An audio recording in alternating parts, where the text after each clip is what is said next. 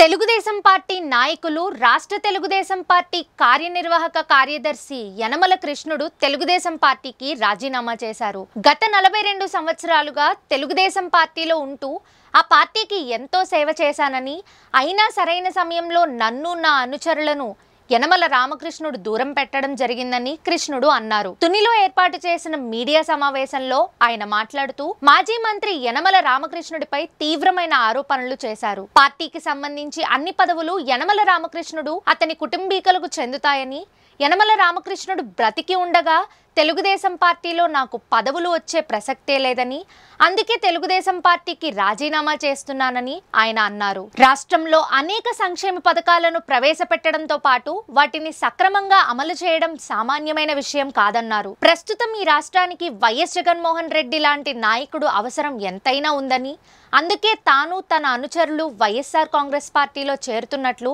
యనమల కృష్ణుడు ప్రకటించారు. వైఎస్ఆర్ పార్టీలో జాయిన్ అయ్యి నా పాత అనుభవంతో వైఎస్ఆర్ పార్టీ విజయం చేకూర్చడానికి నేను శాశ్వతాల నా అనుచరులు నేను కూడా నియోజకవర్గంలో అనేక మంది నా అభిమానులు ఉన్నారు. ఇంకా వాళ్ళందరినీ కూడా నాతో ప్రయాణం చేసే విధంగా మాట్లాడుతూ తప్పనిసరిగా విజయానికి వైఎస్ఆర్ విజయానికి ఇక్కడే కాకుండా అవసరమైతే పిఠాపురం,